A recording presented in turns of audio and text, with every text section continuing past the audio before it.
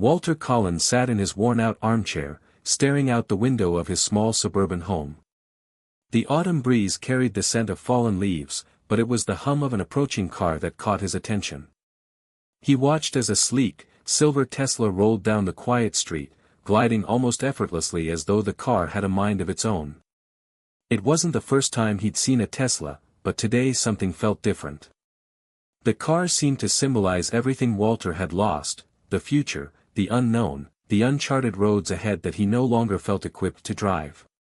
At 68, Walter had lived a full life, or at least he thought he had. He had worked as a mechanic for over 40 years, building and fixing cars, a craft that had once given him a sense of purpose. But that was a lifetime ago, back when his hands still had the strength to turn wrenches and his heart was full of ambition. Now, he spent most days on his porch, watching life pass by like the cars on his street. Time had taken its toll. His joints ached in ways that reminded him of his age, and the loneliness of retirement felt heavier than he had anticipated. His daughter, Claire, had moved across the country years ago, and though they spoke occasionally, it was never the same. The gap between them seemed to widen with each passing year. What's the point of any of this? Walter often found himself thinking. He wasn't sure when it had happened, but somewhere along the way, he had started to believe that he was done, that his time for change had passed. He wasn't alone in this feeling. Many of his old friends had retired, some content to spend their days fishing or watching the world unfold from their living rooms. But Walter couldn't shake the feeling that he was supposed to be doing something more. The old spark he used to have, the one that drove him to fix cars, to dream of a different life, felt distant now, like it belonged to a younger version of himself. He thought about his shop, the one he had always wanted to open. It never happened. There was always something standing in the way: money, time, family obligations. And now it was too late. He couldn't even lift a toolbox the way he used to. As he sat there, lost in his thoughts, the sound of the Tesla's engine faded into the distance. Walter shook his head, trying to push away the familiar feeling of regret that had crept into his chest.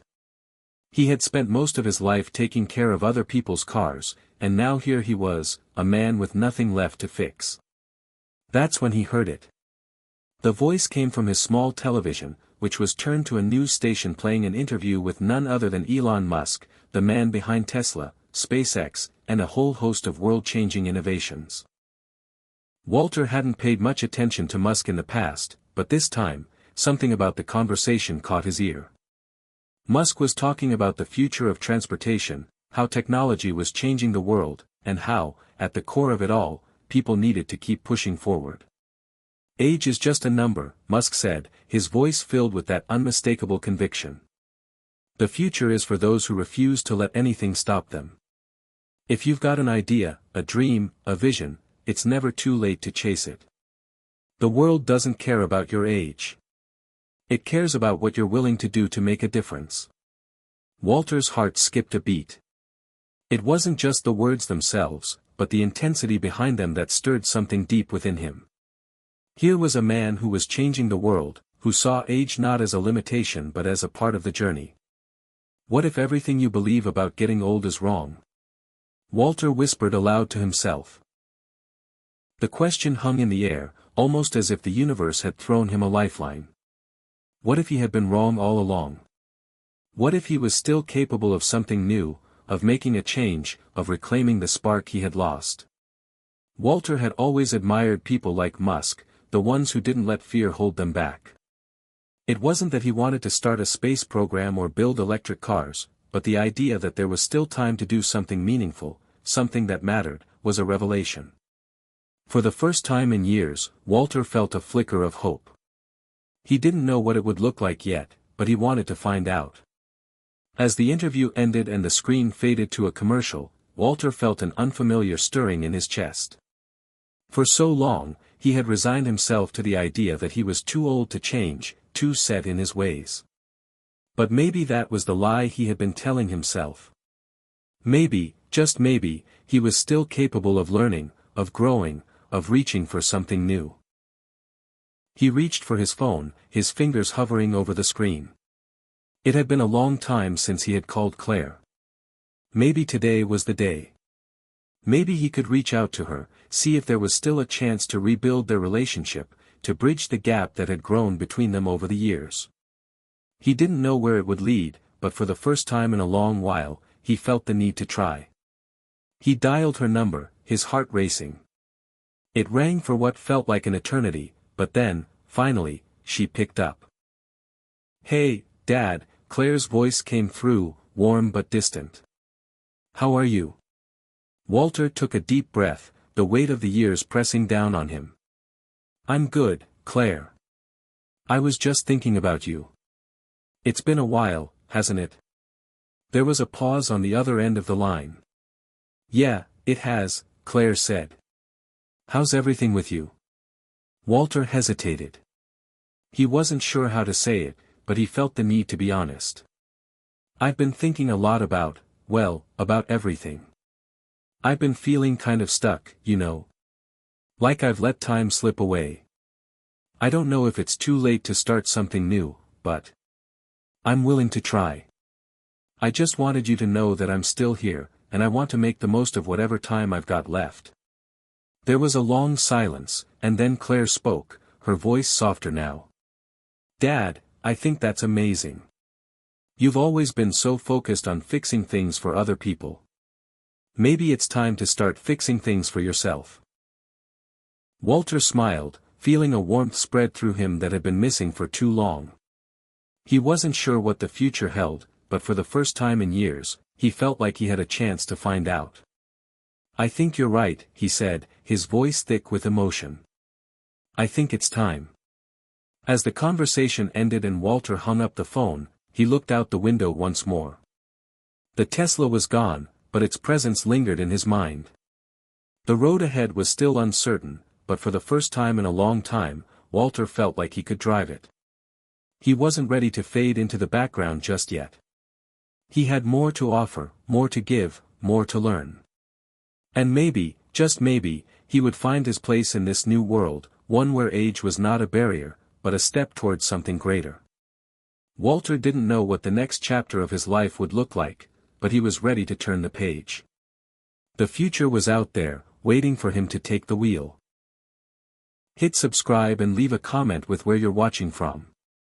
This story might just spark a new beginning. What's one thing that always pushes you forward, even when things get tough? Walter Collins had spent most of his life with his hands deep in grease, his brow furrowed in concentration, his world surrounded by the hum of engines and the sharp scent of motor oil. There was a certain comfort in it, a rhythm to the way the world worked when you spent your days fixing things. But as the years wore on, that rhythm became harder to hear. The clank of wrenches on metal and the sound of an engine roaring to life were replaced by the silence of his empty home. The garage, once filled with the satisfying chaos of tools and projects, now sat dormant, collecting dust. Walter couldn't even remember the last time he'd worked on a car. When he closed his eyes, he could still see the sleek lines of the muscle cars he had once dreamed of restoring, the roar of a freshly tuned engine, the satisfaction of a job well done. But that was all in the past. He thought back to the early days of his career, when he was just a young man with big dreams and a toolbox that seemed too heavy for his arms. Walter had been determined to become the best mechanic in town, to open his own shop where he could restore classic cars and teach others the trade. It was a dream he held on to tightly, even as life tried to pull him in different directions. He remembered the first car he ever restored, a beat-up 1967 Mustang. The car had been nothing more than a shell when he found it, rusted and broken. But to Walter, it was a masterpiece waiting to be brought back to life. He spent months working on it, perfecting every detail, pouring his heart into every repair. When he finally finished, the car gleamed in the sunlight like a new machine, and Walter felt a pride he couldn't quite explain. That car had been his masterpiece, the first of many. It was supposed to be the start of something bigger, a sign that he was on the right path. But life had other plans. Soon after that restoration, Walter met Emily, a woman who shared his love for cars and for life. They married quickly, their shared dreams blending into a future they both believed would be full of promise. But marriage, as it often does, brought its own set of challenges. Emily had always been supportive of Walter's career, but her dreams were different. She wanted a family, a stable home, and a life that didn't revolve around grease-stained clothes and late nights in the garage. And so, as their family grew, Walter found himself spending more time working for others than working on his own dreams. The dream of opening his own shop slipped further away as the years passed. There were bills to pay, mouths to feed, and responsibilities that came with raising a family. As his children grew older, Walter found himself less and less in the garage, and more at work, fixing cars for people who never appreciated the work the way he did. Emily was patient at first, but as the years went by, her patience wore thin. The man she married was a dreamer, someone who saw the potential in everything. But the man she was living with had become tired, worn out by the constant grind of life. The garage, once a place of possibility, had become a place of regret. And then, one day, Emily was gone. The divorce was amicable, at least on the surface. But deep down, Walter knew that it was his own neglect that had driven her away. He had spent so much time focused on everyone else, the cars, the bills, the house, the children, that he had lost sight of the things that truly mattered. His daughter, Claire, had been just a little girl when he and Emily separated. He had promised her that things would get better, that they would be okay. But things didn't get better. Claire grew up, moved away, and the distance between them grew. Walter tried to reach out, but the calls and the letters went unanswered. The dream of a happy family, of being there for his daughter as she grew, was just another thing that had slipped through his fingers. He hadn't just lost his wife, he had lost the connection with his child, the very person he had promised to protect. He often wondered if that was the moment he stopped trying, stopped believing that things could change. The last time Walter saw Claire, she was packing up her car to leave for college. He had tried to say something meaningful, something that would convey how proud he was of her, but the words had gotten stuck in his throat. All he could muster was a half-hearted hug and a promise to visit soon. But life had a way of getting in the way, and soon never came. The years passed, and Walter buried himself in work. His garage, once the place where he brought old cars back to life, became a tomb of forgotten dreams. The walls, once filled with tools and equipment, now stood empty, a silent reminder of everything Walter had let slip away. When he wasn't working, he was watching TV, or sitting on the porch, watching his neighbors live lives that seemed so much fuller than his own. It was a small town, and everyone knew everyone's business.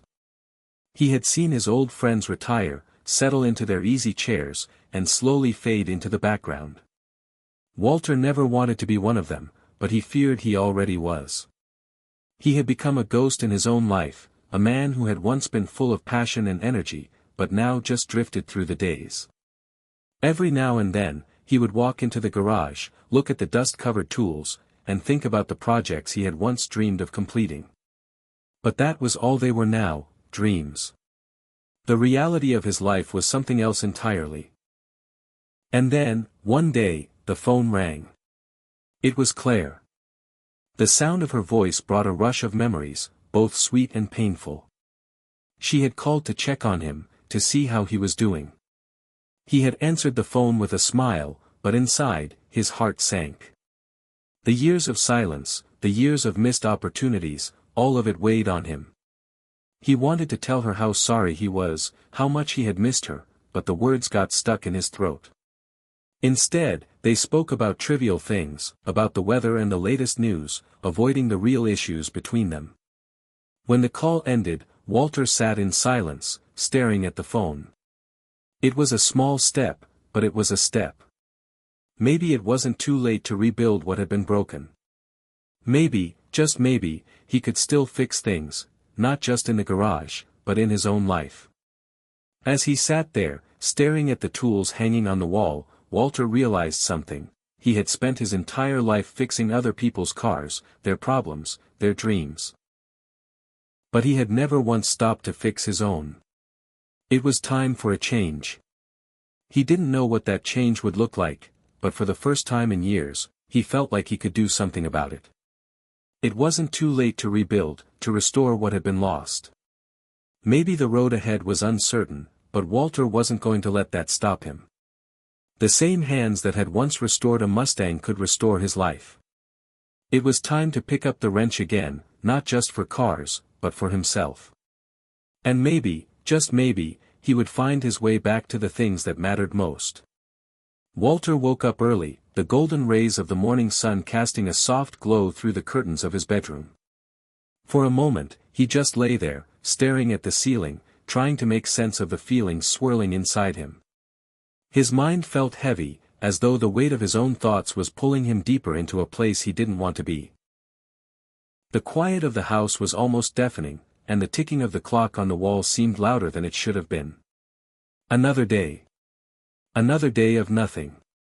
Walter sighed, pushing himself out of bed. The ache in his knees was familiar, but it still caught him off guard. He had long since learned to live with the discomfort, but it was a reminder that time was catching up with him in ways he couldn't ignore. He pulled on his worn-out slippers and made his way downstairs, the creaky steps echoing in the stillness. The kitchen was cold, the kettle sitting idle on the counter, waiting for the day to begin. As he poured his coffee, his mind drifted back to the night before, to the conversation with Claire. It had been brief, almost too brief. They had exchanged pleasantries, but he couldn't help but feel that the distance between them was still as wide as ever. He had tried to be open, to bridge the gap, but she had been distant.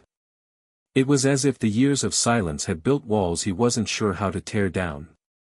Is it too late? Walter muttered to himself, his voice barely above a whisper. He couldn't help but ask the question that had been gnawing at him for weeks. It was a question he had been avoiding, the one that sat at the core of his anxiety. Was it too late to fix his relationship with Claire? Was it too late to find a new purpose, to build something that mattered, something that would give him a sense of worth again? As the steam rose from his mug, Walter's mind wandered further back in time, to the days when things felt easier, when the world seemed full of possibility. He thought about his younger self, the man who had once been so full of hope and ambition, who had dreamed of opening his own shop, of making a name for himself. Back then, he had believed anything was possible. But now everything felt like a distant memory. It was almost as if that young man had never existed. Does anyone care? The thought stung more than he expected. He thought about his old friends, some of whom had been retired for years. They lived simple lives, content with their routines, their hobbies, and their families. But Walter had always been different. He wasn't content to fade away. He didn't want to be another old man who sat on his porch, watching the world move forward without him. And yet, every time he tried to imagine a way forward, his thoughts seemed to freeze. Every idea felt like an impossible mountain to climb. His body was too tired, his mind too cluttered with doubts and fears. His age, his limitations, all seemed like walls that he couldn't break through. It was like trying to start a car with a dead battery. No matter how hard he tried, it wouldn't start. But then, just as he was about to give in to the weight of his doubts, something pulled him back. A memory. It wasn't a big one, but it was enough to spark something inside him. He remembered sitting in front of his television years ago, watching a documentary about Elon Musk. At the time, Musk had been just another billionaire inventor, a man with wild ideas and a far-out vision for the future. But what had stuck with Walter was something Musk had said, something that seemed to cut through the noise and land right in the middle of his heart. When people tell you something is impossible, Musk had said, they're not saying it's impossible. They're saying it's impossible for them. It was one of those statements that stayed with you, that echoed in your mind long after you had heard it. Walter had heard it that day, and it had stuck with him, but he had dismissed it at the time. After all, Musk was talking about things like space travel, self-driving cars, and colonizing Mars. It all seemed too far-fetched, too far removed from Walter's simple life. But now, sitting alone at his kitchen table, those words didn't seem so distant. What if it wasn't too late? What if, like Musk, Walter could stop listening to the voices that told him it was over?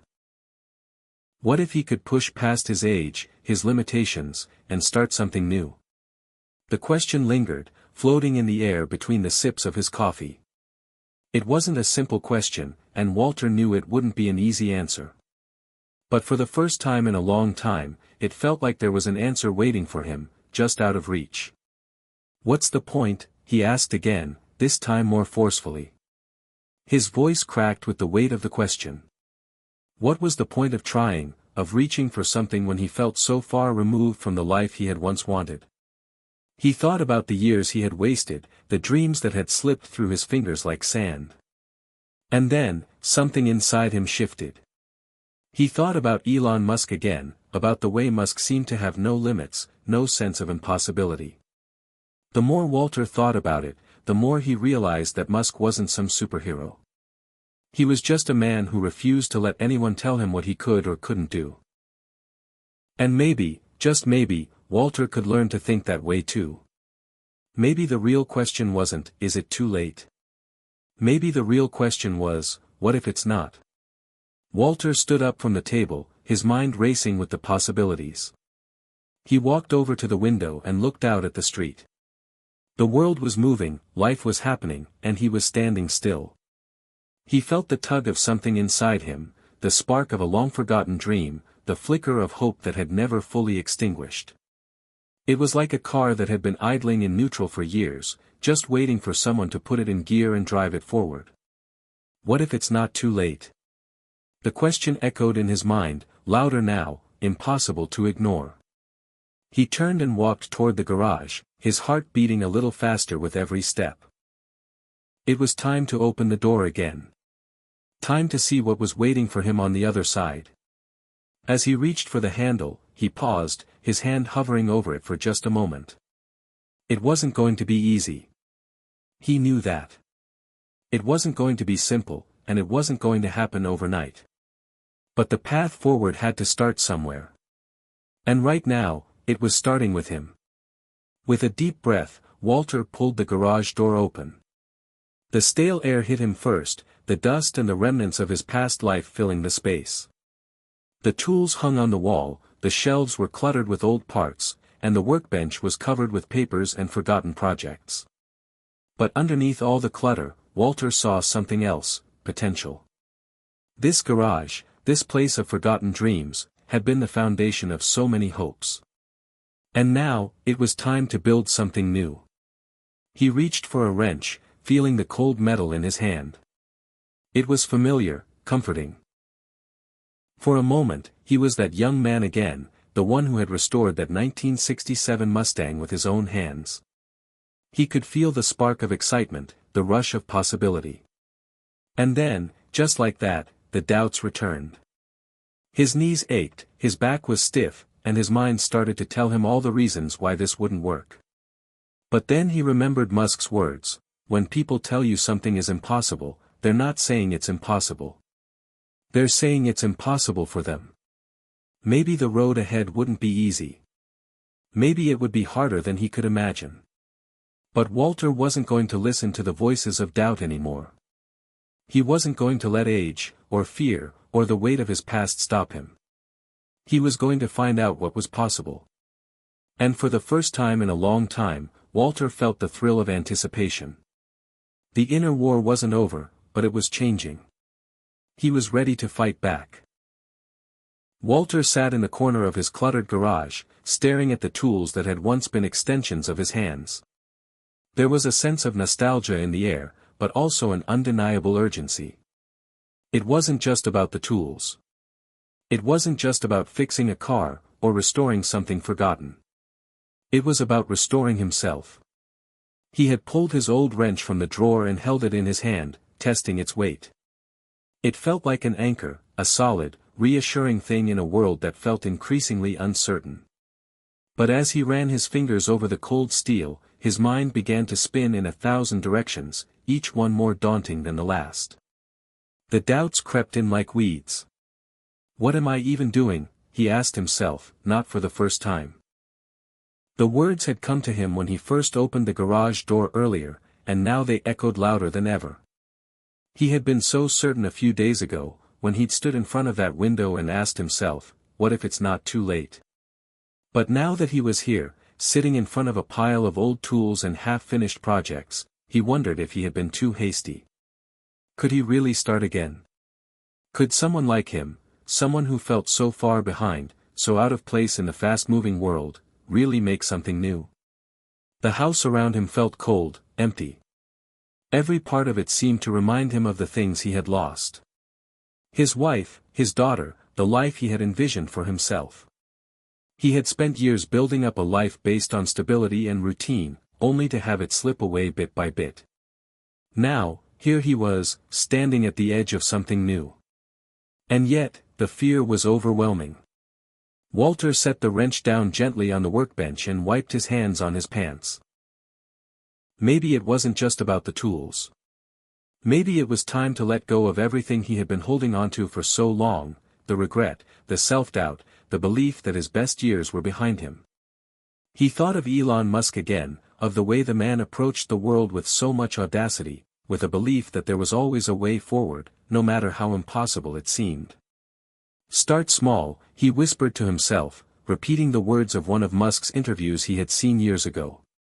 Musk had said that the key to big achievements was always to start small, to break the grand vision into manageable, bite-sized pieces. It seemed like such an obvious piece of advice, yet it had never truly clicked for Walter until now. He had always thought in terms of grand gestures, of huge transformations. He had dreamed of opening a massive car restoration shop, of making a name for himself, of turning his passion into a business that would change the world. But somewhere along the way, the dream had turned into an enormous weight, a mountain that he couldn't even begin to climb. What if the answer wasn't to try to scale the mountain all at once? What if, instead, he could take one small step forward, a step that would lead to another, and then another? Maybe, just maybe, that was the key to unlocking his future. Walter took a deep breath. It was time to make a choice. One thing, he muttered under his breath. What's the one thing I can do? He thought about it for a moment, considering the possibilities. He could pick up the wrench and fix something, maybe even start restoring one of the old cars in the garage. That was the easy answer. But deep down, Walter knew that wasn't the one thing he needed. The one thing, he realized, was to reconnect with something he had left behind a long time ago, his passion for writing. Walter had always loved to write. It was something he had done as a kid, before life got in the way. He had written stories, poems, even the occasional letter to his mother, his words flowing out of him like oil in a well-tuned engine. But as the years passed, writing had fallen by the wayside. There was no time for it when there were bills to pay, kids to raise, and cars to fix. Yet, whenever he thought about it, whenever he let his mind wander back to those early days of scribbling in notebooks and dreaming up worlds of his own, something stirred inside him. It wasn't too late to reconnect with that passion. Maybe he wouldn't be writing novels that sold millions of copies, but he could write something that mattered to him, something that could help him find his voice again. Walter stood up from the workbench, the weight of the decision settling over him like a cloak. It was scary, no doubt about it. He hadn't written anything in years, and the thought of trying to do it now felt almost foolish. But the fear no longer paralyzed him. If he wanted to change his life, if he wanted to find purpose again, he had to take the first step. It didn't matter how small that step was. What mattered was that he was taking it. He walked over to the small desk in the corner of the garage, a place where he had once kept track of car repairs and parts orders. He pulled out a notebook, its cover faded with age, and opened it to the first blank page. The pen felt foreign in his hand, as though it had been years since he had held it. But as he put it to paper, the words started to come. At first, it was slow. Hesitant. But as he wrote, the memories began to flow. He wrote about the old cars he had restored, about the thrill of fixing something broken, about the joy of bringing a machine back to life. He wrote about his daughter, Claire, about the love he had once felt for her, and the regrets he carried with him. The words weren't perfect. They weren't polished. But they were real. And for the first time in a long time, they felt like they mattered. It wasn't much, but it was enough. Walter smiled as he set the pen down, feeling a sense of accomplishment that he hadn't felt in years. Maybe it wasn't the grand transformation he had once envisioned, but it was a start. And for now, that was enough. A small shift. One thing, one small change, that would lead to the next. He stood up and stretched, feeling a wave of energy surge through him. It wasn't the same energy he had felt as a young man, but it was there, a spark that had been buried beneath layers of doubt and regret. Maybe the road ahead wouldn't be easy. Maybe it would be full of obstacles and setbacks. But Walter knew one thing for certain: he wasn't going to stop. He wasn't going to let age, fear, or failure hold him back anymore. As he looked around the garage, at the tools and the cars, he realized something important. The garage wasn't just a place for fixing cars. It was a place for fixing himself. And that's exactly what he intended to do. Walter sat at the kitchen table, staring down at the notebook in front of him. His pen had dried out after the few pages of writing he'd managed to get through earlier in the week. The words he had written were like little windows into a part of himself he hadn't visited in years. Raw, vulnerable, and full of longing. He had poured out memories, regrets, moments of joy and pain. And still, it didn't feel like enough. The weight of the blank page that stared back at him seemed heavier than ever. Every time he thought about picking up the pen again, he was met with a sudden, almost suffocating paralysis. His life had become a series of starts and stops, flashes of inspiration followed by heavy, oppressive silence. It felt like he was running in place, spinning wheels without ever getting anywhere. At times, the frustration grew too loud to ignore. He had made the choice, taken that first step forward, but now, with each passing day, the questions began to creep back in. What if it doesn't work? What if this is just another dream that fizzles out? What if it's too late? The fear settled into his chest, tight and constricting. He closed the notebook, his eyes drifting toward the window, but the view outside felt empty, as if the world had moved on without him. For a moment, it felt like the light from the window was fading, and with it, any hope he had left. But then, as if on cue, his phone buzzed on the table, pulling him from his reverie. The alert was a push notification from an online news outlet, a headline that immediately caught his eye: Elon Musk's latest venture, revolutionizing space travel with the Boring Company. Walter's heart skipped a beat.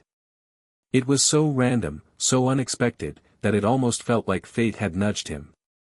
He tapped on the link, and as the article loaded, he began to read about Musk's most recent innovation, a Hyperloop project that would potentially shorten travel times between cities to mere minutes. What struck Walter most, however, was not the technology itself but Musk's approach to the impossible. The article recounted Musk's willingness to risk it all, to challenge the idea of no, and to push relentlessly for something better. The piece included a quote from Musk that felt like a shot of adrenaline. When people tell you something can't be done, it's because they don't believe in themselves. But the world doesn't change because of the people who say it can't happen, it changes because of the people who try anyway. Walter read it again. Something about those words cut through the fog of his uncertainty, and for the first time in days, he felt the stirrings of something familiar, a glimmer of hope, a quiet voice that whispered, "Maybe you can try again." He put his phone down and leaned back in his chair, taking in a long breath. Musk's words hung in the air, vibrating like the resonance of a powerful chord struck on a guitar. What if it wasn't too late? What if the only thing holding me back was my own fear? Walter's hand moved instinctively to the notebook. This time, he didn't hesitate. He opened it up and began to write, this time, not about regrets, but about what could still be. He wrote about the cars he loved, about his daughter, Claire, and how he wanted to make things right between them. He wrote about what it felt like to see the world shifting, changing faster than he could keep up, and how he feared he was being left behind. He wrote about Elon Musk, this man who had reinvented himself countless times. And how he had shown him that it was never about age, but about vision, persistence, and a refusal to give in to fear. The words flowed, not perfectly, but with an urgency Walter hadn't felt in years. He wasn't just writing to write anymore. He was writing to prove something to himself. He was writing to try. Hours later, when he finally put the pen down, Walter realized something. The blank page that had haunted him was no longer just a wall, it was a doorway. A door he had opened himself. He could see a sliver of light now, a glimpse of what might come if he kept going. He wasn't sure where the road would lead, but for the first time in ages, he believed there was a road at all. The next day, Walter sat at his kitchen table again, but this time, there was a difference in the air. The sun was shining through the windows, casting long, golden streaks across the room, and for the first time in a long while, he felt like the world outside wasn't so far away. There was a new sense of clarity in his mind, and he couldn't help but feel it in his bones. He grabbed his phone, opened the email app, and began typing out a message to Claire. His fingers hesitated at first, but then the words began to come. They weren't easy words, not by any means. But they were honest. They were vulnerable. And for the first time in years, they were real. Claire, he typed, I've been thinking a lot about us. About the time we lost and the things I should have said. I know I've failed you in many ways, and I can't undo the past. But I want you to know that I'm trying. Trying to be a better person, trying to make things right. I'm not perfect, and I'm never going to be, but I'm here. And I'd love to talk, whenever you're ready. Walter read over the email once more, then hit send. It felt like a small step, but a monumental one all the same. Reaching out, letting himself be vulnerable, was something he had never been able to do before. It felt like putting a part of himself on the line, an offering that wasn't guaranteed to be accepted, but one that was necessary if he wanted anything to change. Just as he hit send, his phone buzzed again. This time, it was a message from Claire. His heart skipped a beat as he opened it. Hi, Dad. I'm glad you reached out. I've been thinking about you, too. Let's talk soon. I don't know where we go from here, but I'm open to trying. The weight of her words landed on him like a balm, soothing the part of him that had been waiting, aching for something he wasn't sure would ever come. The hope he had long since abandoned was being slowly, tentatively restored, one message at a time. Tears welled in Walter's eyes, but they weren't tears of sorrow. They were tears of relief. After all these years, there was still a chance. Still a possibility that things could be mended. He wasn't sure how long it would take, or if things would ever be the same again, but it didn't matter. It was a start. The next few weeks were a whirlwind. Walter threw himself into his writing, filling page after page with thoughts, memories, and reflections. Some of it was messy, some of it didn't make sense, but it didn't matter. He was writing for himself, and that was enough. He also began working on his cars again, fixing them up with the same care and attention he once gave them. Each turn of the wrench felt like a step forward, a reaffirmation of his belief that he could still create, still build, still make something out of nothing. And then, one Saturday afternoon, as he was polishing the hood of a 1965 Mustang, he heard a familiar voice from behind him. Dad? It was Claire. Walter turned around, his heart pounding in his chest. She stood in the doorway of the garage, looking hesitant but determined. Without thinking, Walter wiped his hands on his pants and stepped toward her. I've been thinking, she said softly. Maybe we can start over, Dad. Maybe there's something here, something worth saving. Walter's throat tightened as he looked at his daughter. For the first time in years, he felt like maybe, just maybe, he wasn't too old to start over. And that realization, simple as it was, broke through all the years of fear and regret. It wasn't too late. It had never been too late. As he embraced his daughter, Walter knew that this was the moment of victory, not just for him, but for both of them. In this one small act, they had both broken through. The future wasn't just ahead of him, it was unfolding, step by step, one small change at a time. The weeks after that day in the garage with Claire felt like a blur. Walter had always been a creature of routine, someone who found comfort in the predictable rhythm of life, but now, everything seemed to be in motion. It wasn't just his relationship with Claire that was shifting. Something deeper was happening within him. Each day brought a new small victory.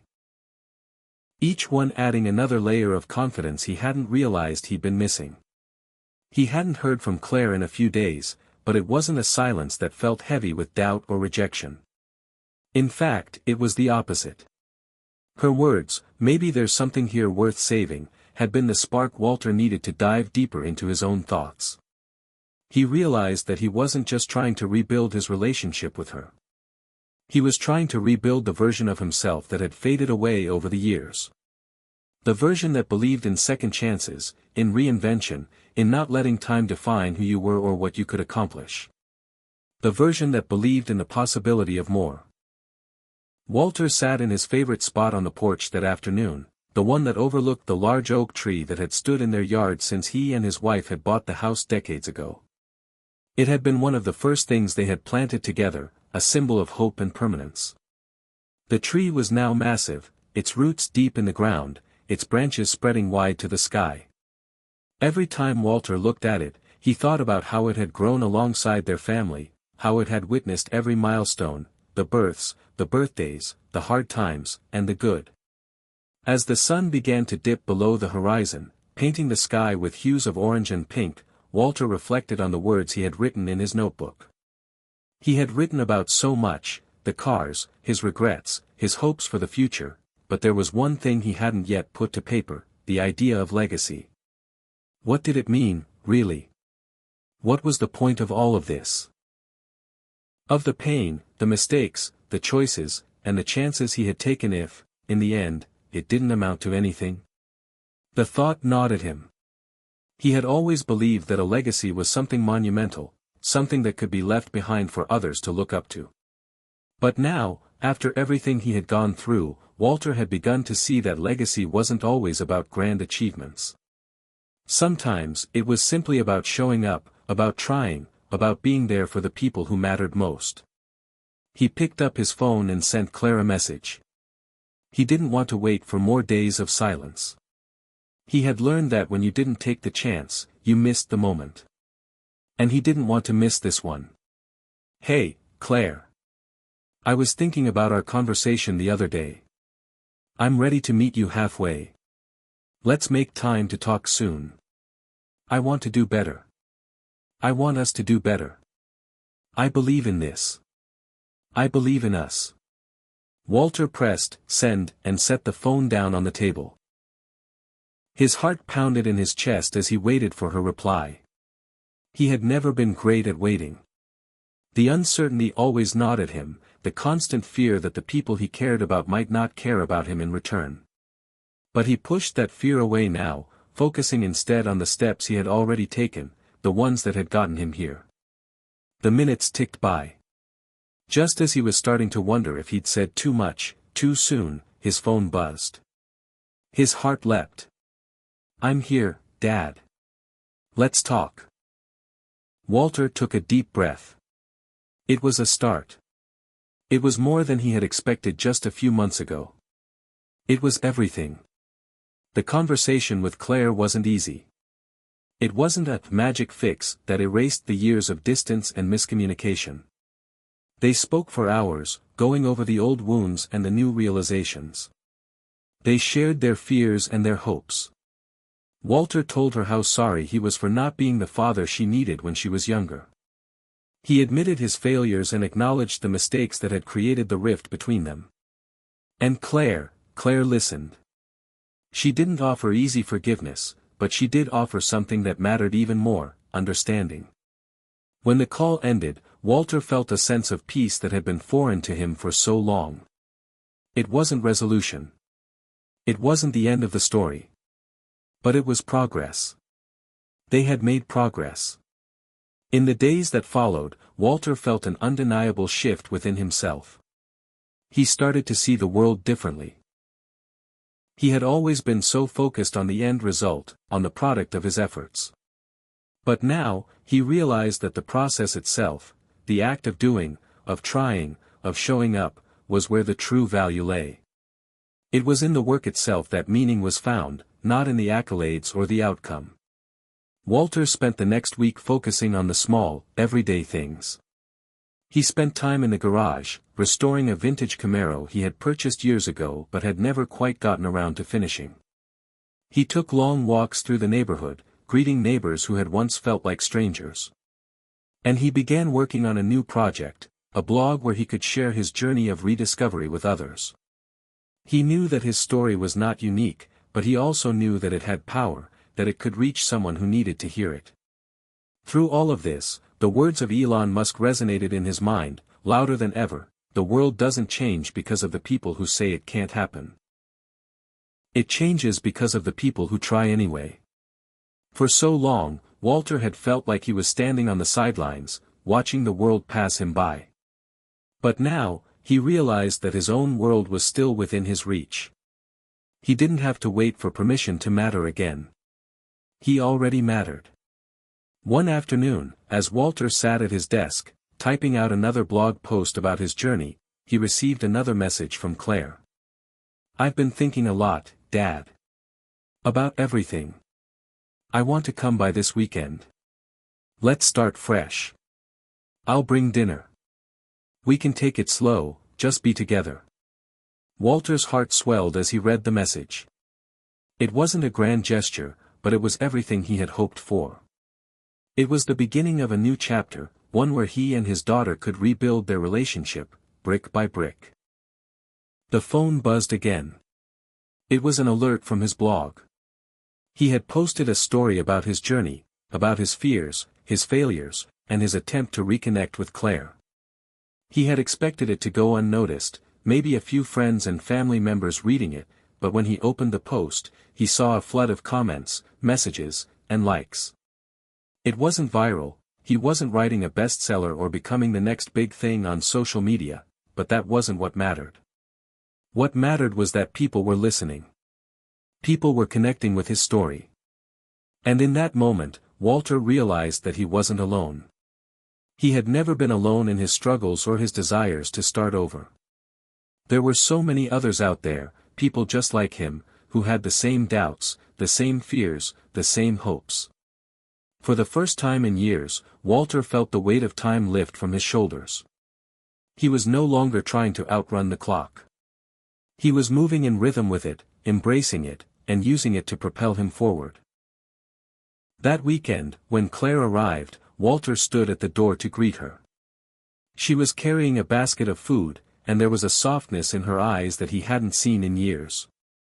She looked different, more open, more willing to see him for who he was now, not who he had been. They sat down together at the kitchen table, eating, laughing, and sharing stories. There was no pretense, no tension. Just a simple moment of connection. And in that moment, Walter realized something profound. He had been trying so hard to fix everything, to force things back to the way they were, that he had forgotten what truly mattered. Legacy, he realized, wasn't about grand gestures or monumental achievements. It was about the moments. It was about showing up, about doing the work, and about sharing the journey. And in that, Walter found something he hadn't even known he was searching for: peace. The morning after Claire had left, Walter stood at his kitchen window, sipping a cup of coffee, watching the world come alive outside. The sun was just beginning to rise, casting long golden streaks across the neighborhood, and the birds were singing their morning song like it was the first day of spring. He could hear the hum of a few early risers in their cars, headed to work, and the occasional bark of a dog from down the street. But for Walter, everything felt different now. His life, once defined by routine and stagnation, was beginning to shift, slowly but surely, into something new. The dinner with Claire had been more than just a meal, it had been a bridge, a way for both of them to cross over into uncharted territory. It wasn't perfect, and the conversations hadn't always been easy, but it had been a start. A solid one. It was enough to make Walter believe that maybe, just maybe, there was hope for the road ahead. He had spent so many years focusing on the mistakes of his past, on what he had lost, that he had failed to see the new opportunities right in front of him. For the first time in a long while, Walter felt a sense of clarity. He had spent so much time trying to outrun time, so much time trying to prove that he was still relevant, still capable. But now, he realized, it wasn't about keeping up with the world or chasing after accolades. It was about embracing where he was and making the most of the time he had left. The future wasn't some distant thing that only belonged to the young. It was here, right now. As he stood there, looking out the window, Walter had a thought, an idea that felt strange and exhilarating at the same time. What if he could take everything he had learned over the past few months, about vulnerability, second chances, and reinvention, and turn it into something bigger? What if he could use his experiences to help others who were in the same place he had been? The thought lingered, pulsing in his mind. He wasn't sure how to turn it into a reality, but he knew that it was something worth exploring. He didn't need to build the next Tesla or write a best-selling book, but maybe he could start something small. A blog, a podcast, a series of videos where he shared his journey with others. He didn't know the technicalities yet, but he knew that his story could help others, just as Musk's story had helped him. After all, Elon Musk had made a career out of defying the odds, out of showing the world that there was no such thing as too late. If Musk could do it, so could he. The next few days were a whirlwind of brainstorming and research. Walter had never been one to shy away from a challenge, but this was different. This wasn't about fixing cars or solving mechanical problems, this was about something much bigger, about opening himself up to the world in ways he had never done before. He started by rereading the posts he had already written on his blog. They were raw, emotional, and real, each one reflecting a piece of his journey. But something was missing. The posts were about him, about his own story, but they didn't yet carry the full weight of what he wanted to accomplish. He realized that in order to make a real impact, he needed to invite others into the conversation. He needed to create a space where people could come together, share their stories, and learn from each other. One evening, as he was sitting in front of his laptop, trying to figure out the technicalities of starting a podcast, he received a message from Claire. It was short, but it made Walter's heart race. "Hey, Dad. I've been thinking about what you said the other night. I think it's a good idea. I want to be a part of it. Let's work on it together." Walter read the message again, trying to process it. Claire wanted to be a part of what he was doing. She wanted to work with him. It didn't seem real. He had spent so many years feeling like a failure in her eyes, feeling like he was too distant from her to ever really connect. And now, she was offering to meet him halfway, to help him turn his idea into something more. He didn't know what this would look like yet, how they would work together, what it would take, but he knew that it was a sign. It was more than just an opportunity.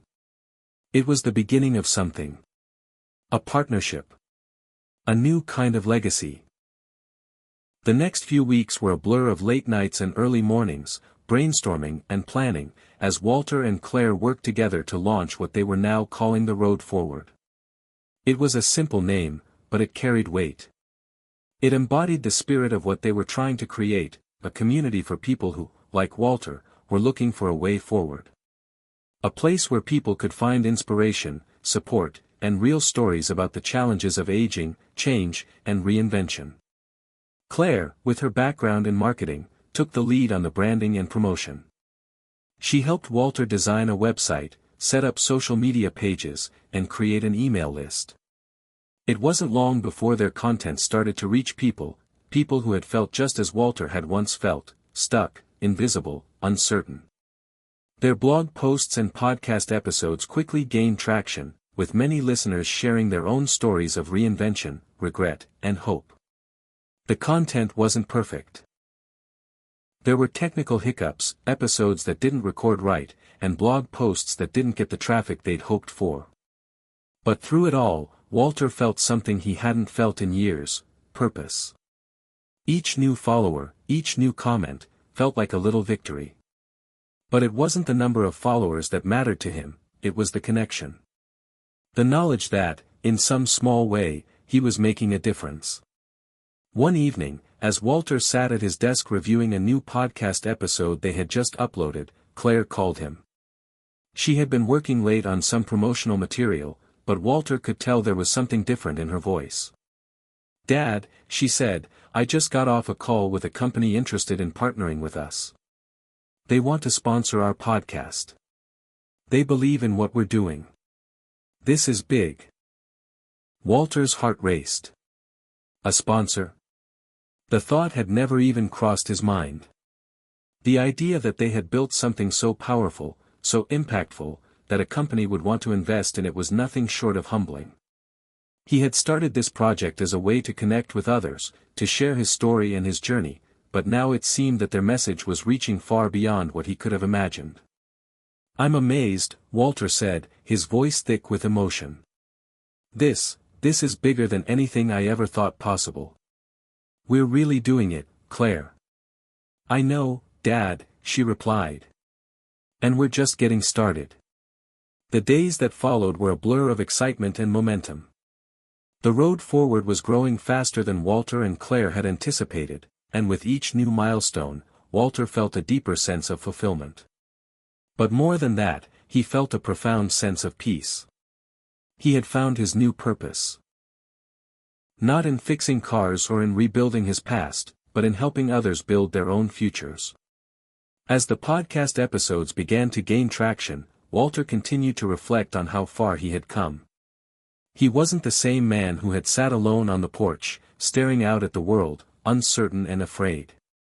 He had taken a chance, on himself, on his daughter, on the possibility of something new.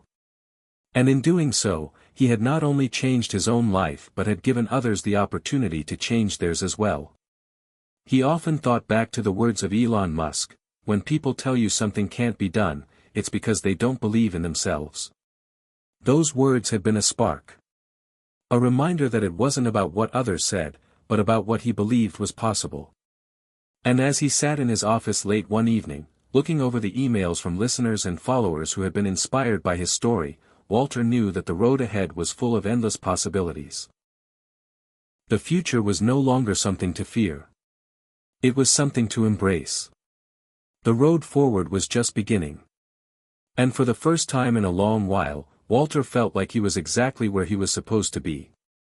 Hit subscribe and leave a comment with where you're watching from.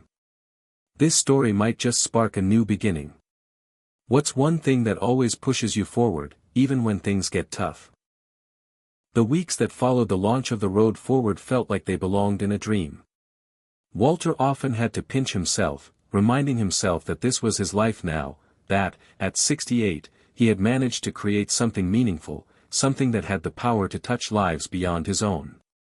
Every time a new comment came through on their blog or podcast, or a new email arrived from someone sharing their own journey, Walter's heart swelled with a sense of purpose he hadn't experienced in years.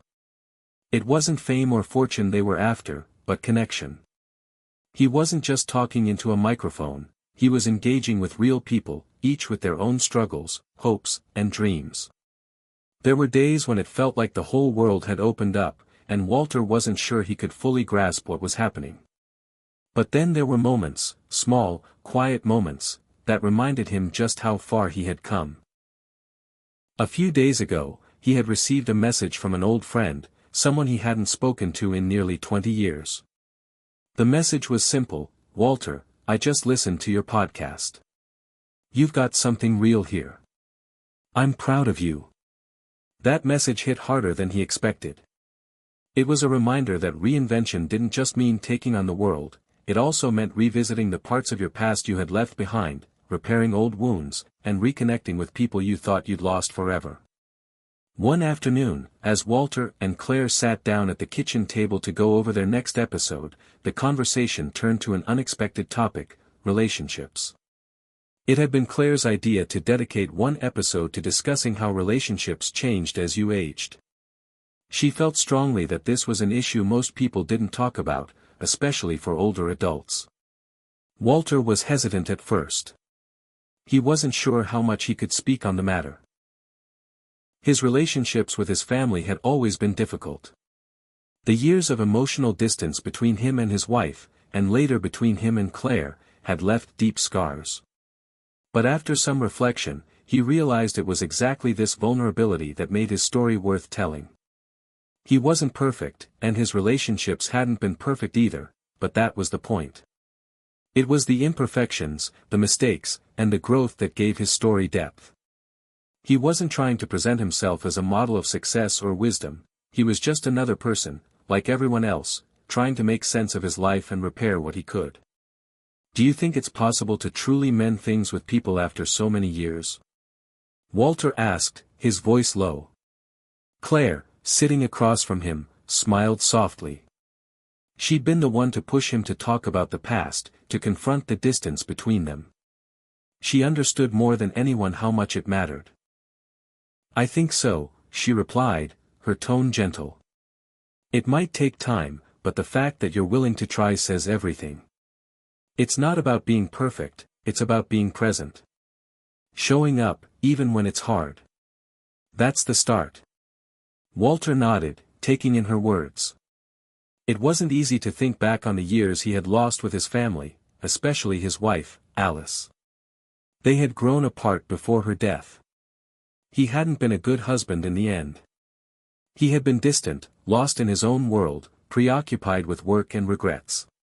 He had always assumed that time had passed and there was no turning back. That, perhaps, he was too old to change anything. But now, looking at the woman who had once been so far away from him, he realized something profound. It was never too late. That evening, Walter sat in front of his computer after dinner, staring at the blank screen. He had been reflecting on his past all day. Thinking about Alice, thinking about his failures as a husband, as a father, and even as a friend. He was struggling to put the words together for the upcoming podcast episode, but every time he tried, the words felt hollow. How could he talk about relationships without confronting his own demons? How could he share his experiences with others when he hadn't fully forgiven himself? The answer came unexpectedly, in the form of an old photograph he found tucked away in a drawer.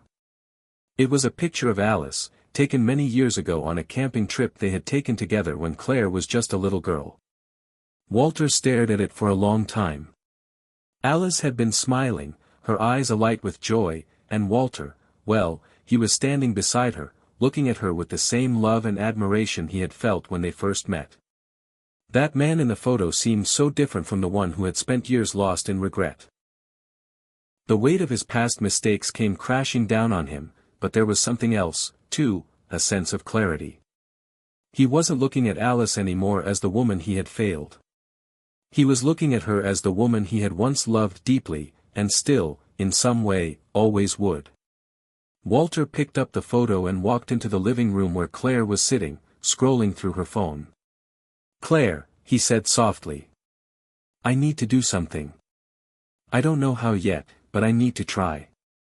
She looked up at him, curiosity in her eyes. What is it? I need to apologize. Not just to you, but to your mom too. To Alice. I think it's time I finally let go of my anger and regret and make peace with it. With her. Claire's expression softened, and for a moment, the room fell silent. She knew what this meant. It wasn't just an apology, it was Walter's way of finding closure for the years that had been lost. For so long, he had kept his feelings locked away, afraid that confronting them would only hurt more. But in that moment, Walter realized that the pain wouldn't go away until he let it out. Until he stopped running from it. I think it's a good idea, Claire said, her voice steady. But just remember, Dad, healing is a process. It doesn't happen all at once. But I'll be here with you. Whatever you decide to do, I've got your back. Walter nodded, a sense of relief washing over him. It wasn't going to be easy, and it wouldn't happen overnight, but for the first time in years, he felt like he was finally moving in the right direction. He wasn't just trying to fix things with his past. He was giving himself permission to be imperfect, to be vulnerable, and to try again. The following weekend, Walter took a drive to the cemetery where Alice was buried. It had been a while since he'd visited her grave, but this time, it felt different. The weather was cool, with a crisp breeze that rustled the leaves on the trees surrounding the cemetery. Walter walked slowly, his steps measured, as he made his way to the spot where her headstone stood. He stood there for a long time, taking in the stillness around him. He didn't know what he expected to feel, guilt, regret, sorrow, but what washed over him instead was a sense of peace. Alice was gone, and the past was gone with her. But that didn't mean he had to carry the weight of his mistakes forever. He could let go of the anger, the bitterness, and the regret. He could let it all fade into the past.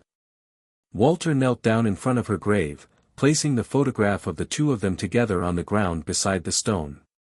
It wasn't an apology for the world to see, nor was it something that would undo the years of mistakes. It was just a moment, a simple, quiet moment where Walter let go of the past and accepted that he had done the best he could. "I'm sorry, Alice," he whispered. "I should have been better. I should have loved you more. But I'll keep trying. For both of us. I won't waste any more time." He stood there for a while longer, letting the wind wash over him, feeling the weight of his regrets lift, just a little. And in that moment, Walter realized something: healing wasn't about fixing everything. It was about making peace with what was broken. It was about moving forward, one step at a time. As he walked back to his car, Walter felt a sense of freedom he hadn't felt in decades. It was like the chains he had carried for so long had finally been broken. And as he got into the car and drove away, he knew that he was ready to continue his journey, not just for himself, but for those who needed to hear his story. It was never too late to try again. Walter's life had undergone a transformation in just a few short months. What had begun as a simple act of reinvention, sharing his story, connecting with others, had morphed into something far more significant than he could have imagined.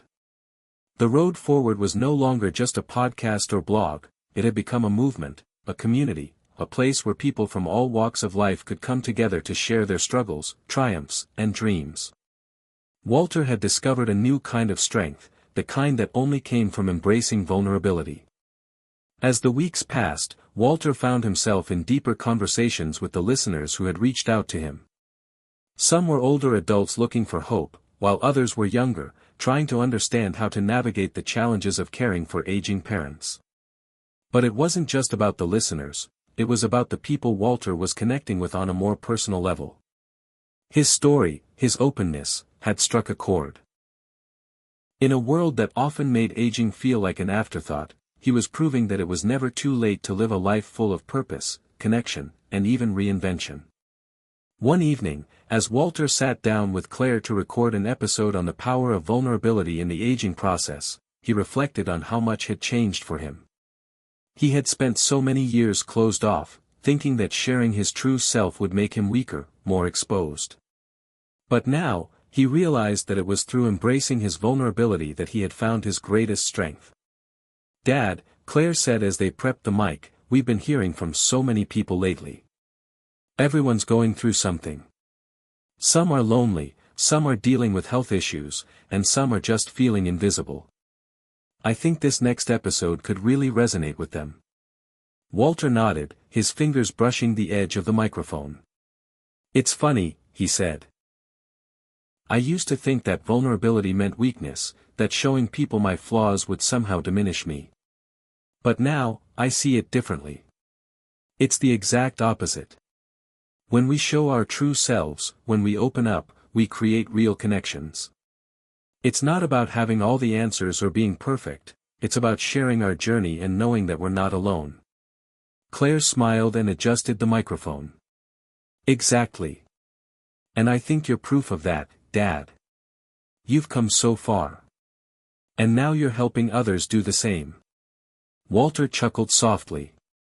"I didn't set out to be some kind of guru. I'm just a guy trying to figure out how to move forward. But if my story can help someone else, then it's worth it." The conversation flowed effortlessly as they recorded the episode, discussing the challenges of aging, the importance of community, and how embracing vulnerability could be the key to living a more fulfilling life. As Walter spoke, he found himself reflecting on how far he had come since that day when he had stood at the window, contemplating the idea of reinvention. He had no idea where this road would take him, but he knew that he wasn't walking it alone anymore. The next few weeks were a whirlwind. Walter's podcast continued to gain momentum, and the messages from listeners became more personal, more heartfelt. One morning, he received a message that would change everything. It came from a woman named Margaret.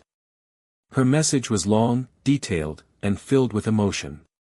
She told Walter that she had been struggling with depression and isolation ever since her husband passed away a few years ago.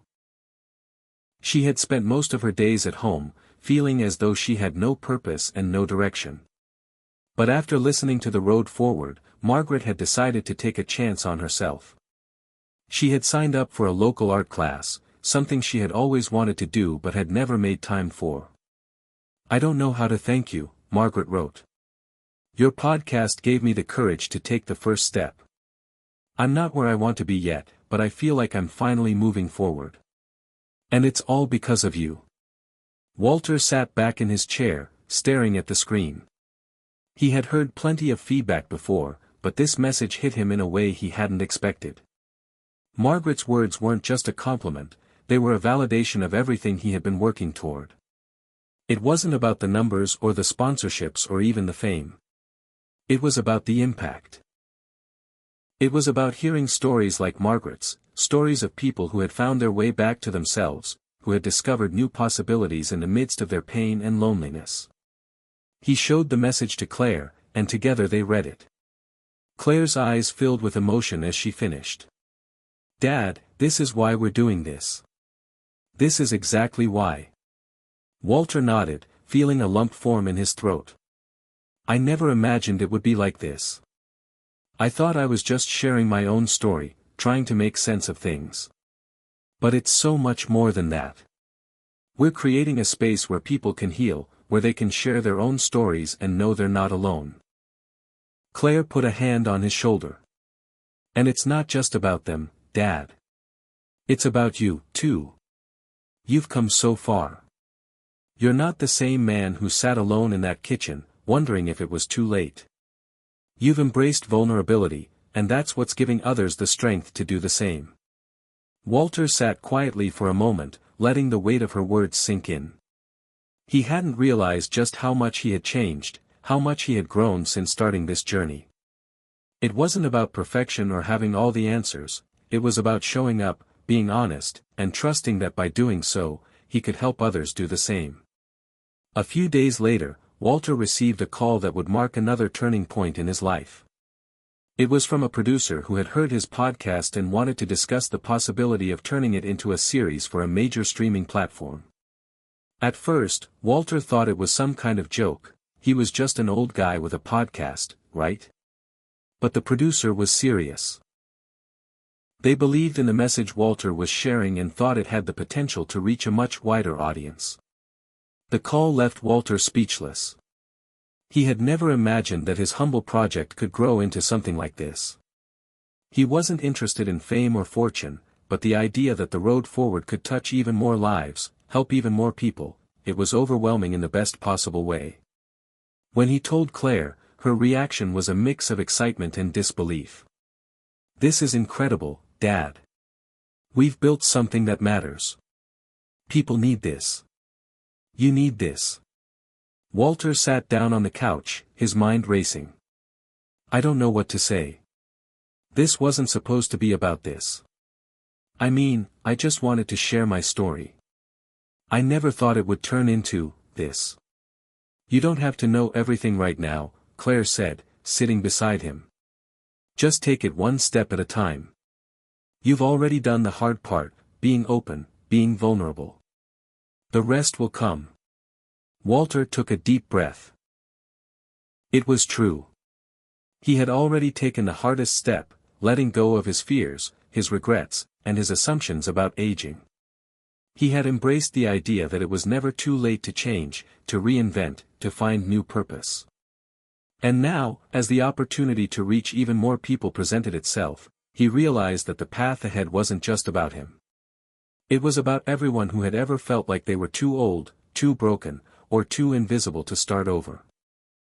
That night, Walter sat at his desk, reflecting on how far he had come.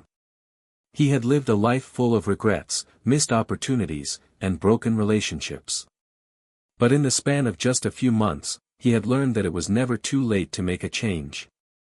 It wasn't the world's validation that mattered, it was the connections he had made, the people whose lives had been touched by his story.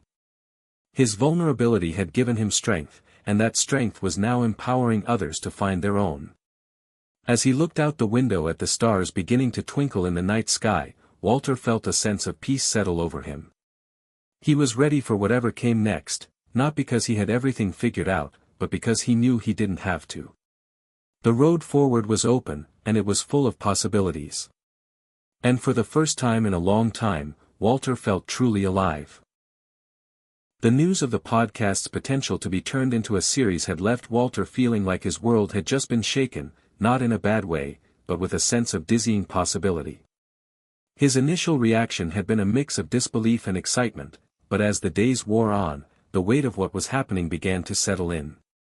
The idea that something he had started in the quiet solitude of his kitchen could reach millions, people from all walks of life, all ages, was both humbling and overwhelming. For days, Walter found himself thinking about what this opportunity really meant. It wasn't just about expanding the podcast into a bigger platform or gaining recognition. No, it was more about what he could still give, still offer. He realized that this wasn't just about him anymore. This was about people who needed the same sense of hope, the same spark of possibility, that had reignited his own life. It was about showing the world that age was not a limitation but a treasure trove of untapped potential. That night, Claire and Walter sat down to discuss the future. "We need to think about what this show could look like if it becomes a series," Claire said, excitement in her voice. "What themes we'll explore, who we'll bring on as guests, how we can truly make it resonate with people who might feel like their best days are behind them." Walter nodded, rubbing his chin. "I've been thinking a lot about that, too. It's easy to focus on age, on what we've lost, but maybe we should focus on what's still possible. There are so many people out there who feel like their dreams have passed them by, and that's just not true. We need to show them that the road forward is always open." Claire smiled, her eyes full of admiration. "Exactly, Dad. And I think we can do it in a way that's real, that's raw. We've been talking about vulnerability for a while now. Maybe we could bring in others who have reinvented themselves at later stages in life." Walter's mind began to race with possibilities. He thought about people he knew, some from his past, others from his podcast listeners, who had taken bold steps to change their lives after decades of stagnation. Maybe they could become the guests that would inspire the audience in ways Walter never could alone. He didn't want to be the only face in this journey. It had always been about the shared experience, the collective sense of reinvention. "The guests," Walter murmured. "They're key. Maybe we could even have a segment where we follow people as they take steps toward reinventing themselves. People who are just starting out on their own road forward." Claire's eyes widened. "That's brilliant. It's real, it's unfiltered, and it's relatable. We could document their journey, give updates on how they're doing, and see the progress they're making." Walter smiled. It was happening. The pieces of this puzzle, this strange and unexpected journey, were starting to fit together in ways he couldn't have predicted. There was so much more work to do, but now it felt like the road ahead was paved with purpose. But even as he moved forward, there were moments when doubt crept in. Those quiet, private moments of fear when the pressure of everything, his age, his responsibility to his listeners, the weight of this newfound success, felt too heavy. The truth was, Walter wasn't sure he had the energy to keep going. The excitement was there, but so was a nagging feeling of exhaustion. Sometimes, the days felt longer than they used to. And sometimes, he still woke up with that familiar ache in his joints, the reminder that his body wasn't the same as it had been 30 years ago. Claire noticed the quiet moments when her father withdrew, when his enthusiasm began to fade. She knew him too well to let it slide. "Dad, are you okay?" she asked one evening, after they had finished recording their latest episode. Walter had been staring at the screen, lost in thought. He turned to Claire and gave her a tired smile. "Yeah, I'm good. Just thinking. A lot's happened, and sometimes it feels like too much." Claire sat down beside him, her tone softer now. "You're doing amazing, you know that, right? I know this all feels overwhelming, but you're handling it. And you're not alone in this. I'm right here, and so are all the people who listen to you. You've already made a difference, Dad. More than you realize." Walter sighed, rubbing his eyes. "I know. It's just hard, sometimes. I'm not as young as I used to be. There are days when I wonder if I've got what it takes to keep this going." Claire's hand rested gently on his. "You've already got the most important thing, heart. And you've got us, your team. This show, this journey, it's not just yours. It's ours. You don't have to do it all by yourself." Her words hit him like a revelation. He wasn't alone in this. Not just because Claire was there, but because there were thousands of people out there who were with him. He wasn't just talking into a microphone for his own sake, he was helping others, guiding them down the road forward. And as long as he could keep doing that, he would. "Thanks, Claire," he said, squeezing her hand. "I needed to hear that." "You're welcome, Dad. We're in this together." The next few days were a blur of meetings with producers, brainstorming sessions, and the usual demands that came with trying to take something small and make it big. Walter found himself speaking to more people in a single week than he had in the past year. Some were potential guests, others were people in charge of logistics, and still more were trying to shape the direction of the series. It was overwhelming, but it was also exciting. Walter had never imagined that he would be at the helm of something that could truly help people, and now it was starting to feel real. But as much as the work was demanding, Walter knew that he couldn't just focus on the business side of things. This project had always been about people, the listeners, the guests, the people who had taken the time to share their stories with him. He had to keep the heart of the project at its core. One night, Walter and Claire were sitting together, finalizing details for their next episode. Walter was tired, his mind scattered from the constant flow of work. He had taken on more than he ever expected, and the weight of it all was starting to wear him down. "I'm getting really tired," Walter said, his voice tinged with frustration. "There's so much to do, and I feel like I'm running on empty." Claire looked up at him, her eyes soft with understanding. "Dad, you don't have to do everything yourself. We're building something bigger than just you. I'm here. I'll help. We'll do this together. We've got an incredible team working with us now, too." Walter shook his head. "I know. But it's hard. I didn't expect it to get this big. And I'm not getting any younger, Claire." She nodded, but her expression didn't change. "I get it. But you're doing something that matters. You're not just helping people change their lives, you're showing them that it's possible to start over. That it's possible to keep going, even when it feels like the world is moving on without you." Walter paused, considering her words. "I don't know how I ended up here, but I'm glad I did. And I'm glad you're with me every step of the way. I always will be, Dad. You don't have to do this alone. We've got this."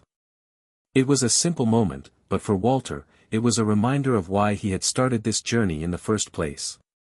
It wasn't for the accolades or the fame. It wasn't for the money or the recognition. It was for the people. And more than that, it was for himself. He had started this project to prove that it was never too late to change, to grow, to live. And every step forward, every story shared, was a testament to that. The following week, The Road Forward officially launched its first episode on the new platform, and the response was immediate. People from all over the country tuned in, some sharing their own stories, others simply listening, trying to find the courage to make their own change. It wasn't just Walter's voice anymore. It was a chorus of voices, each telling their own story of reinvention, each finding strength in the vulnerability they shared.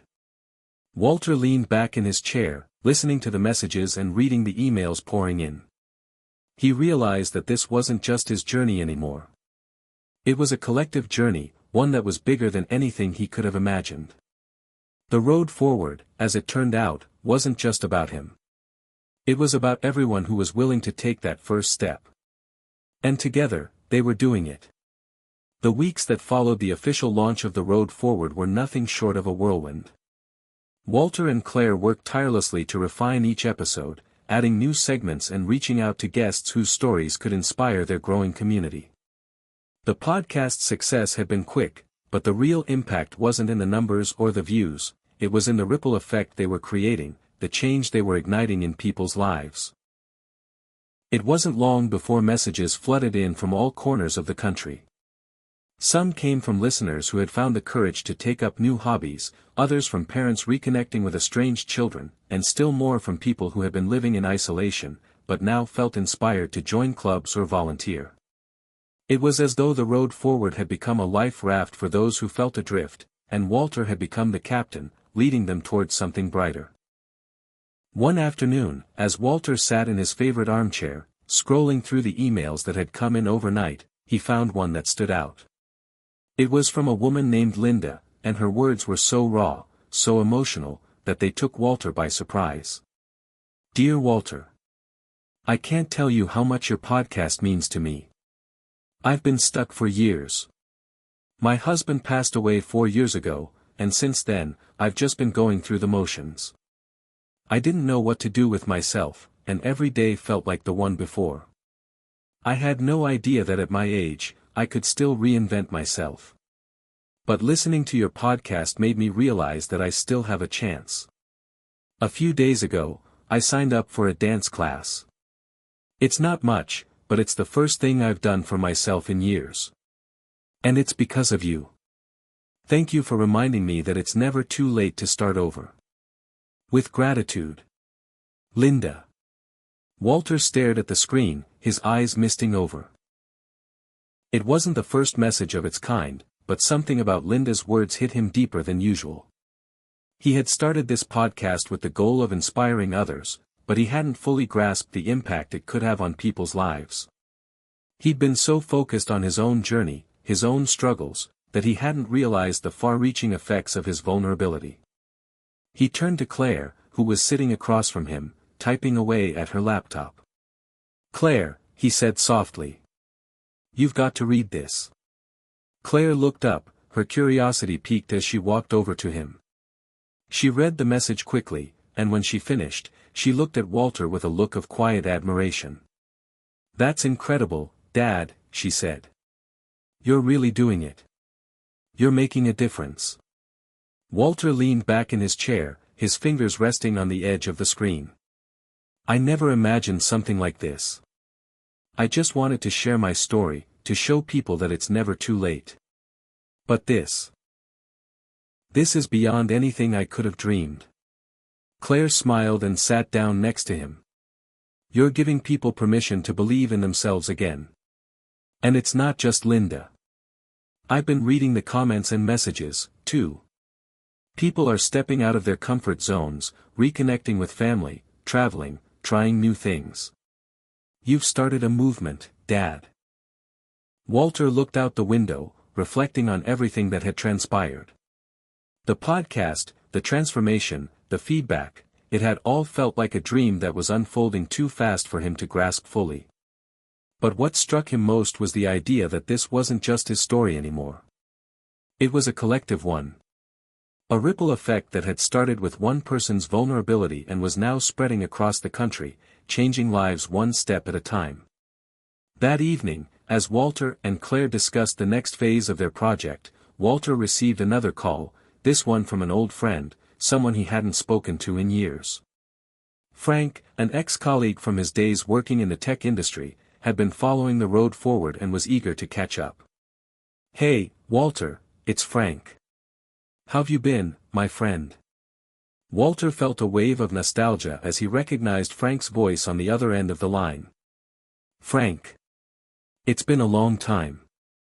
How are you? Frank chuckled.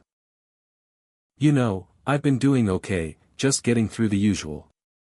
But I wanted to call because I've been listening to your podcast, and I have to say, I'm impressed.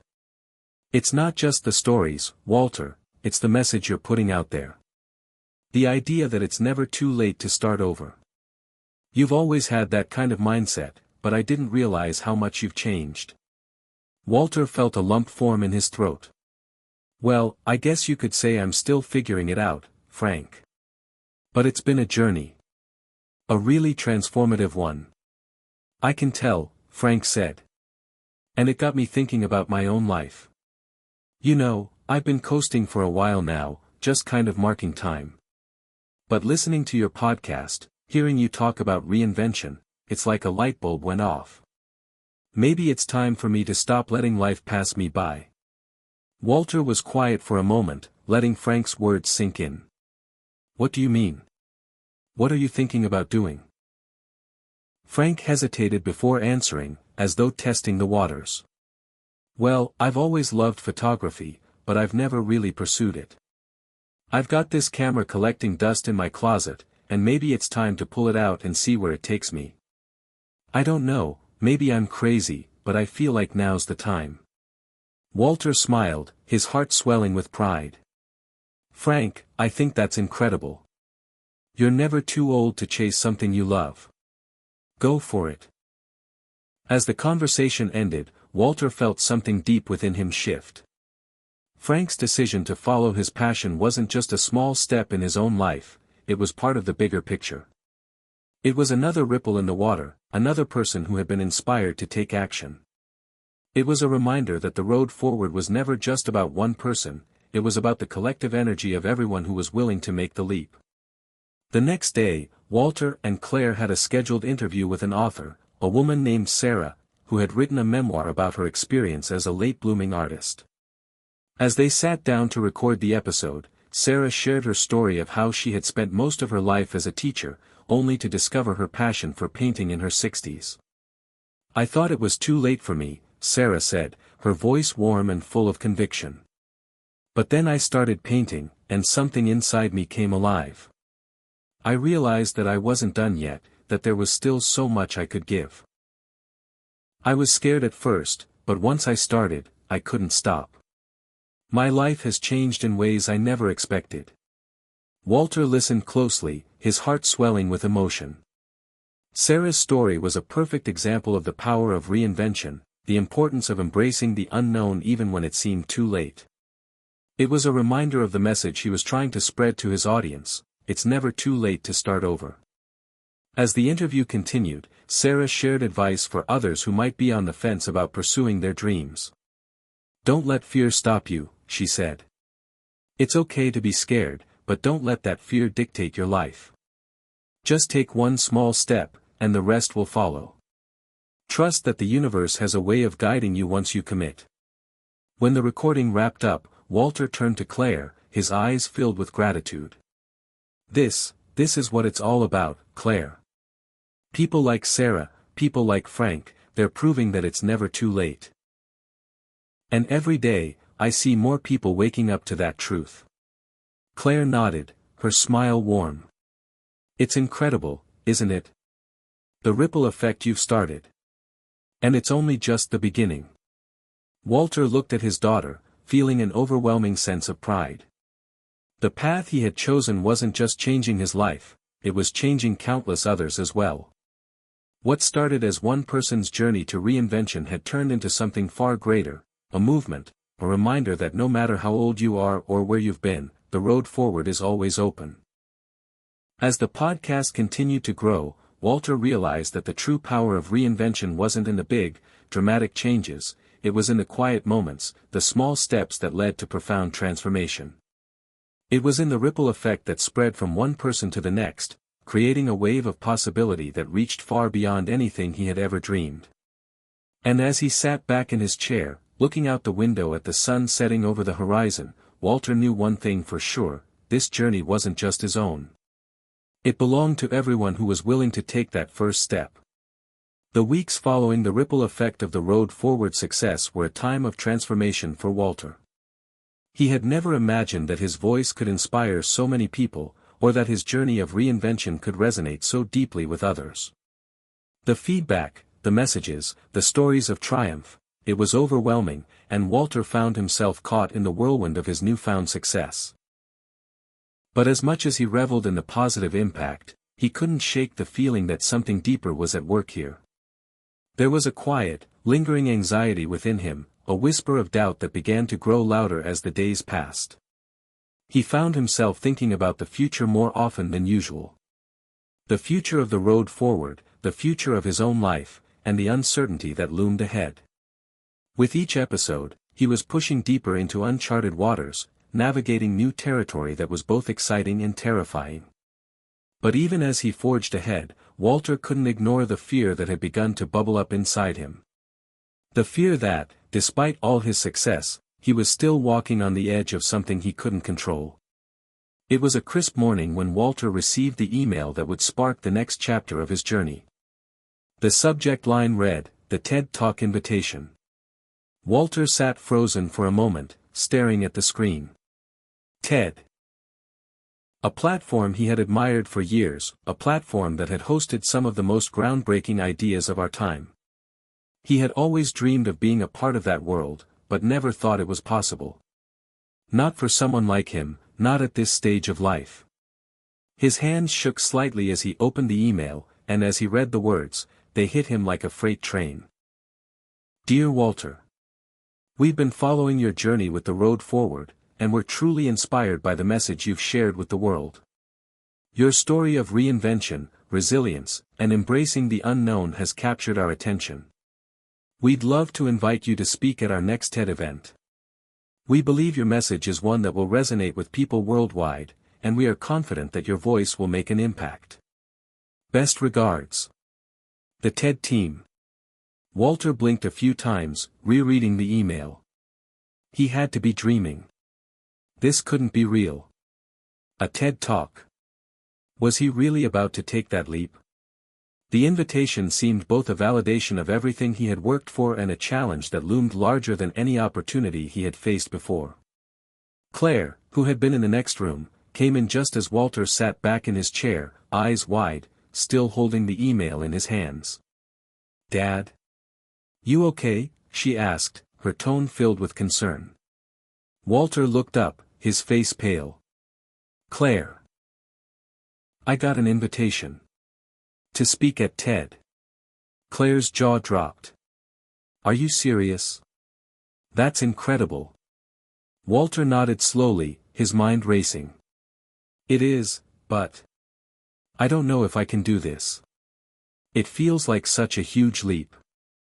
I've never spoken on a stage like that before. What if I fail? What if I can't live up to the hype? Claire sat down beside him, her expression serious. Dad, you've already done something incredible. Your story is changing lives. You've been speaking to thousands of people through the podcast, and now TED wants to hear from you. They see the value in what you're sharing. This is just another step in your journey. You've been walking the road forward for so long now, don't let fear stop you from taking this next step. Walter took a deep breath, trying to calm the swirl of emotions inside him. He had been through so much, had fought against his own doubts and limitations for so long. And yet, this was different. This was uncharted territory, a stage unlike any other. But Claire was right, he had come this far by embracing the unknown, by leaning into the discomfort and trusting that each step forward was worth taking. Okay, he said, finally. I'll do it. But I'm terrified. Claire smiled. Good. That means you're pushing yourself.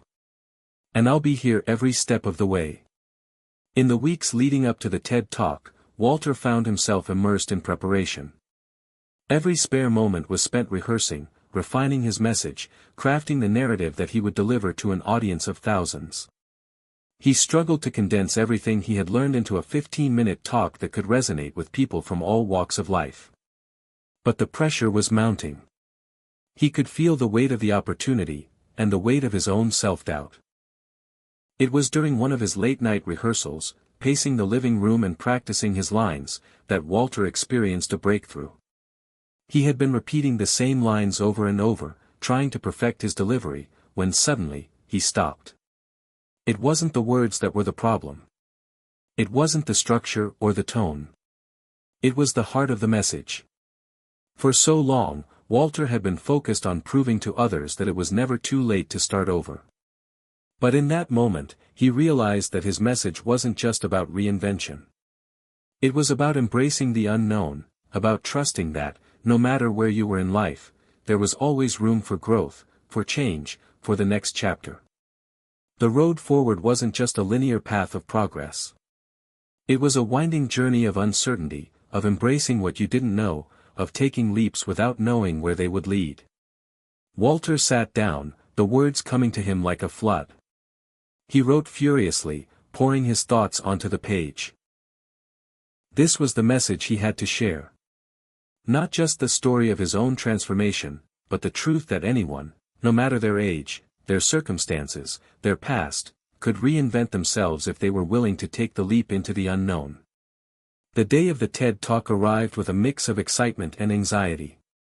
Walter stood backstage, dressed in his suit, waiting for his name to be called. He could hear the murmur of the crowd beyond the curtain, their anticipation building with each passing moment. His heart was pounding in his chest, and his palms were slick with sweat. This wasn't just another podcast episode. This was the big stage.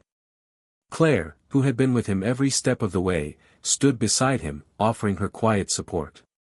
"You've got this, Dad. Just remember, you're not up there to impress anyone. You're up there to share something real. Something that matters." Walter nodded, trying to steady his breath. He had been practicing for weeks, but now, in this moment, he realized that there was no perfect script, no perfect delivery. It wasn't about getting everything right, it was about sharing his truth, his message, with the world. His name was called, and as he stepped onto the stage, he felt the weight of the moment settle over him. The bright lights were blinding, and the crowd seemed both distant and close at the same time. But as he stood there, microphone in hand, he felt a calmness wash over him.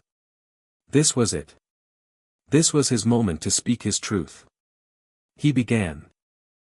"When I first started the road forward, I didn't know what to expect. I didn't know if anyone would listen. I didn't know if my story would resonate with anyone. But here's what I've learned in the months since: the road forward isn't about certainty. It's about embracing the unknown. It's about saying yes, even when you're scared. It's about taking that first step, even when you don't know where it will lead. And sometimes, it's about getting comfortable with the discomfort of change." He paused for a moment, letting the words sink in. He could feel the energy of the crowd, the anticipation, the connection. "I've learned that it's never too late to change, but more importantly, it's never too late to step into the unknown. The unknown is where the magic happens. It's where reinvention is possible. And it's where we find the courage to face whatever comes next, even when it feels impossible." The crowd was silent, hanging on his every word. Walter felt a sense of calm settle over him as he continued, speaking from the heart. "We can't predict the future. But we can choose to embrace it. And in doing so, we give ourselves the permission to move forward, to grow, and to live our fullest lives, no matter where we are on our journey." As he finished, the audience erupted into applause, the sound reverberating through the room. Walter stood there, his heart swelling with pride. He had done it. Not just for himself, but for everyone who needed to hear the message that it was never too late. The road forward was always open. After the TED Talk, Walter found himself reflecting on everything that had brought him to this point. The podcast, the reinvention, the moments of doubt and fear, it had all led him here. And as he stood in the glow of the stage lights, surrounded by a crowd that believed in his message, Walter realized that his journey had only just begun. The unknown was no longer something to fear. It was something to embrace. And with that realization, Walter knew that whatever came next, he was ready to face it, because the road forward was always open. Hit subscribe and leave a comment with where you're watching from. This story might just spark a new beginning. What's one thing that always pushes you forward, even when things get tough?